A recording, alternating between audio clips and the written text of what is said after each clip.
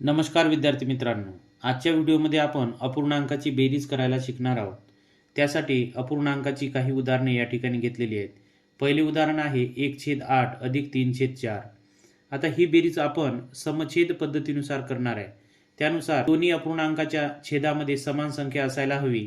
आता या ठिकाणी विचार केला असता पहिल्या अपूर्णांकाच्या छेदामध्ये 8 आहे आणि दुसऱ्या अपूर्णांकाच्या छेदामध्ये 4 आहे.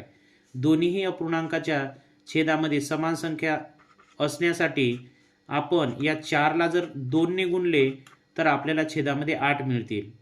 म्हणून आपण 4ला 2 ने गुणूया. आता छेदाला 2 ने गुणल्यामुळे सममूल्य अपूर्णांक बनवायचा आहे आपल्याला, म्हणून अंशाला सुद्धा 2 ने गुणावे लागेल. म्हणून 1/8 अधिक 3 दुनी 6 छेदामध्ये 4 दुनी 8. आता समछेदाचे उदाहरण तयार झालेले आहे. समछेदाच्या नियमानुसार छेदामध्ये एकाच वेळेस 8 लिहूया आणि अंशाची करूया बेरीज. 1 अधिक 6, 6 आणि 1 7, 7/8. म्हणूनच 1/8 अधिक 3/4 या अपूर्णांकाची बेरीज आलेली आहे 7/8. आता दुसरे उदाहरण पाहूया. 2/21 अधिक 3/7. या अपूर्णांकाच्या छेदामध्ये सुद्धा भिन्न संख्या आहेत. या ठिकाणी 21 आहे आणि या ठिकाणी 7 आहे. तर आपण 7च्या जागेवर 21 सुद्धा करू शकतो. 7च्या पटीमध्ये 21 आहे, तर 7 गुणीला 3 केल्यानंतर आपल्याला 21 मिळणार आहे आणि आपण याला सुद्धा समछेद करू शकतो. म्हणून 2/21 अधिक 3/7. आता 7 त्रिक 21 होतात, म्हणून गुणिले 3 करूया आणि छेदाला 3 ने गुणल्यामुळे अंशाला सुद्धा 3 ने गुणावे. आता पहिला अपूर्णांक आहे 2/21 अधिक दुसरा अपूर्णांक होईल 3 त्रिक 9 छेदामध्ये 7 त्रिक 21. समछेदाचे उदाहरण तयार झालेले आहे. समछेदाच्या नियमानुसार अंशाची बेरीज करावी, म्हणजे 2 अधिक 9 छेदामध्ये 21 एकाच वेळेस. त्यानंतर 9 आणि 2 11, 11/21. म्हणजेच या दोन अपूर्णांकाची बेरीज आलेली आहे 11/21. आता तिसरे उदाहरण पाहूया. 2/5 अधिक 1/3. आता या ठिकाणी 5च्या पाड्यामध्ये 3 येत नाही किंवा 3च्या पाड्यामध्ये 5 येत नाही. मग अशा वेळेस आपण 5च्या पाड्यामध्ये कोणती संख्या येते की जी 3च्याही पाड्यामध्ये येते. म्हणजे थोडक्यात काय, तर या छेदाचा लसावी कोणता येतो तो काढावा आणि त्यानुसार दोन्ही अपूर्णांकाचे छेद समान करून घ्यावे. आता या ठिकाणी पहिला अपूर्णांक आहे 2/5. 2/5. आता 5च्या पाड्यामध्ये 15 येतात आणि 3च्याही पाड्यामध्ये 15 येतात. मग 5च्या पाड्यामध्ये 15 कोणत्या स्थानावर येतात, तर तिसऱ्या, म्हणून याला गुणीला 3 करूया आणि अंशाला सुद्धा 3 ने गुणूया. अधिक दुसरा अपूर्णांक आहे 1/3. आता 3च्या पाड्यामध्ये 15 कोणत्या स्थानावर येतात, तर 5व्या, म्हणून याला गुणिले 5 करावे आणि अंशाला सुद्धा 5 ने गुणावे.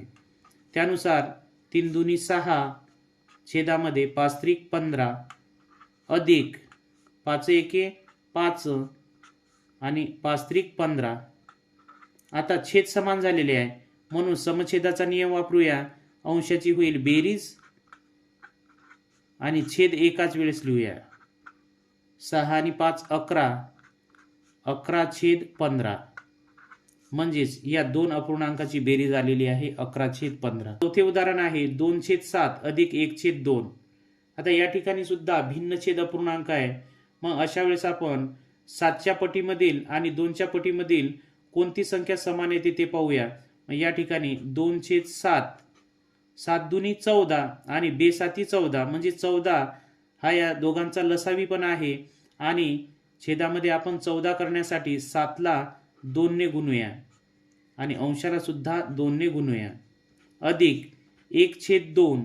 2च्या ठिकाणी आपल्याला 14 पाहिजेत, म्हणून 2 गुणिले 7 करूया अधिक अंशाला 1 गुणिले 7 करूया. आता 2 दुनी 4 छेदामध्ये 7 दुनी 14 अधिक 7 एके 7 आणि 7 दुनी 14. समछेद झालेले आहे, म्हणून छेद एकाच वेळेस लिहून घेऊया 14 आणि अंशाची करूया बेरीज. 4 अधिक 7, 4 आणि 7 11 होतात, म्हणून 11/14. म्हणजेच या दोन अपूर्णांकाची बेरीज आहे 11/14. आता शेवटचे उदाहरण पाहूया. 3/9 अधिक 3/5. दोन्हीही भिन्न छेद आहे. छेदामध्ये समान संख्या असण्यासाठी या दोन्हीचा लसावी येतो 45. मग पहिल्या अपूर्णांकाच्या छेदामध्ये 45 करण्यासाठी 9 ला 5 ने गुणावे आणि दुसऱ्या अपूर्णांकाच्या छेदामध्ये 45 करण्यासाठी 5 ला 9 ने गुणावे लागेल. मग त्यानुसार आपण क्रिया करूया. 3/9 गुणिले 5, 3 गुणिले 5 अधिक 3/5 गुणिले 9, अंशाला सुद्धा 9 ने गुणूया. आता 5×3=15 छेदामध्ये नमापाची 45 अधिक 9×3=27 छेदामध्ये 5×9=45. समछेद झाल्यानंतर 5×9=45. समछेद झाल्यानंतर छेद आपण एकाच वेळेस लिहून घेऊया आणि अंशामध्ये 15 अधिक 27 यांची करूया बेरीज. ही बेरीज केल्यानंतर 40 छेदामध्ये 45 म्हणजे 3/9 अधिक 3/5 या अपूर्णांकाची बेरीज आलेली आहे 42/45. व्हिडिओ आवडल्यास लाईक करा, शेअर करा आणि चॅनलवर नवीन असल्यास सबस्क्राईब करा. धन्यवाद.